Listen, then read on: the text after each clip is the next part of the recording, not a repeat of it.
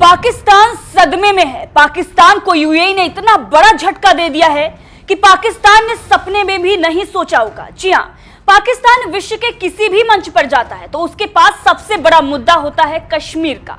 भीख मांगने भी अगर कहीं पाकिस्तान जाता है तो वहां भी जाकर कश्मीर के बारे में रोना रोकर आता है।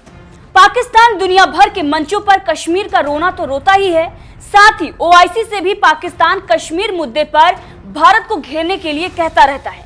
लेकिन अब ओआईसी के सबसे बड़े देश यूएई ने ही पाकिस्तान को 440 वोल्ट का तगड़ा झटका दे दिया है।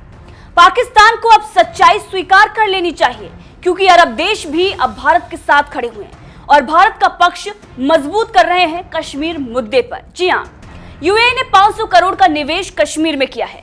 इस निवेश के बाद तस्वीर साफ हो चुकी है कि अरब देश भारत के साथ व्यापार करना चाहते हैं और कश्मीर मुद्दे पर भारत के साथ हैं, ना कि कंगाल पाकिस्तान के साथ।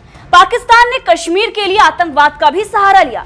कश्मीर तो उसे मिला नहीं, लेकिन उसी आतंकवाद की वजह से उसका देश तबाह हो गया और आज बदहाली में जीने को वो मजबूर है। और अब इस्लामिक देश भी उसे उसकी औकात दिखा रहे हैं। पाकिस्तान कश्मीर में लगातार आतंकवाद के जरिए माहौल खराब करता रहा, लेकिन जब से मोदी सरकार आई उसने नापाक मंसूबे नाकाम कर दिए पाकिस्तान के और कश्मीर का विकास हो रहा है।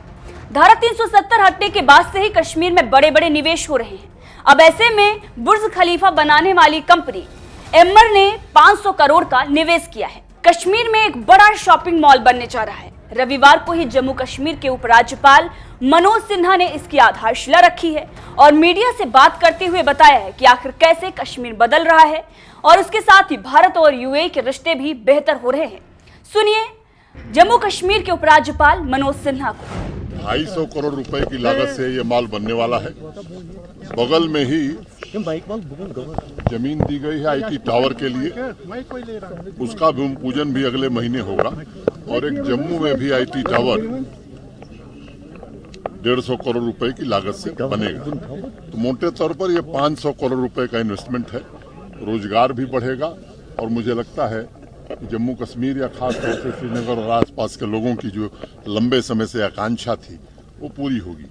आज यही के कार्यक्रम में यूएई से ढेर सारे इन्वेस्टर्स आए हैं। जम्मू कश्मीर प्रशासन अभी SKICC में उनके साथ बातचीत करेगा और कई MOU आज भी हम साइन करने वाले हैं। तो मुझे लगता है कि जम्मू कश्मीर औद्योगिक विकास के रास्ते पर आगे बढ़ रहा है और आप सब लोगों का भी इसमें बड़ा सहयोग रहा है। मैं आपके प्रति भी आभार व्यक्त करता हूं। तो सुना आपने मनोज सिन्हा को, जिन्होंने ये बताया कि अब सिनेमा हॉल के बाद कश्मीर में शॉपिंग मॉल खुलने जा रहा है। अब ऐसे में पाकिस्तान के लिए एक झटके पर एक और बड़ा झटका है, क्योंकि इससे कश्मीर में रोजगार बढ़ेंगे और पाकिस्तान के नापाक मंसूबे पस्त होंगे। जिस युवाओं को वो भड़काकर पाकिस्तान उनसे पत्थरबाजी करवाता रहा, अब वो पाकिस्तान के झांसे में नहीं आने वाले, क्योंकि उन्हें रोजगार मिलेगा। वो अपने करियर पर फोकस करेंगे और भारत के विकास में हाथ बटाएंगे। वहीं आपको एक बड़ी बात यह भी बता दें कि श्रीनगर में एक अंतर्राष्ट्रीय व्यापार मैग्नेट द्वारा पहला प्रत्यक्ष विदेशी निवेश है, जैसा कि मनोज सिन्हा ने भी इस बारे में बताया है। अब आपको सुनाते हैं एमआर के CEO अमित जैन को। यहाँ पे 500 शॉप्स के करीब होंगी। It's about 1 million square feet, 10 lakh square feet का मॉल है। उसके साथ में एज मेंशन एक आईटी टावर है जिसके अंदर लोग काम करेंगे। आईटी आउटसोर्सिंग बढ़ रही है, lot of IT work is coming in, so उसका people will get jobs, so people will working in there. The malls में अलोन 2 शिफ्ट के हिसाब से भी कम से कम 7,000 से 8,000 लोग रोज काम करेंगे।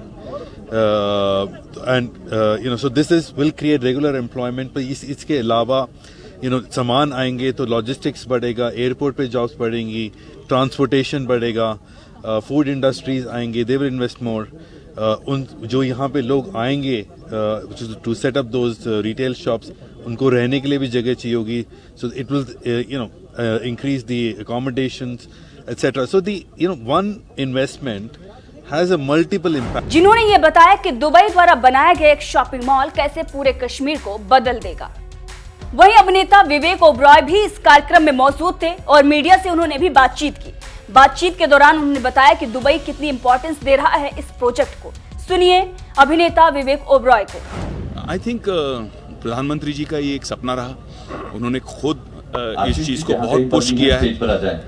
उन्होंने खुद गोयल जी जहां कहीं पर भी हैं स्टेज पर आ जाएं प्लीज। पुश करके, जैसे जब यूएई में गए थे तब भी उन्होंने बात की। गोयल जी जहां कहीं भी हैं स्टेज पर आ जाएं एक प्लीज। ये आउटकम है कि ईमार जैसी इतनी बड़ी कंपनी उन्होंने अपने ग्लोबल हेड को यहाँ भेजा है एक प्रोजेक्ट के लिए।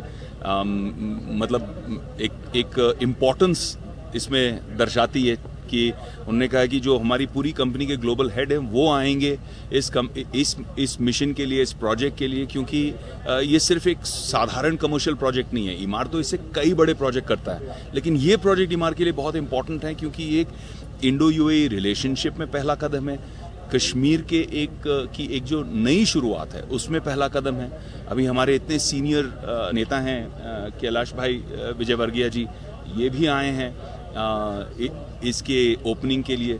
तो ये दर्शाता है, हम भी आए हैं, ये दर्शाता है कि सब इसके पीछे हैं, इसको सपोर्ट कर रहे हैं, क्योंकि अगर ये चीज़ सक्सेसफुली शुरू होती है तो फिर एक वेव आएगा और उस वेव में, इस लहर में सारे जो यहाँ का यूथ है, जो यहाँ की लोकल पॉपुलेशन है, यहाँ की इकोनॉमी है, वो सब राइज हो जाएगा।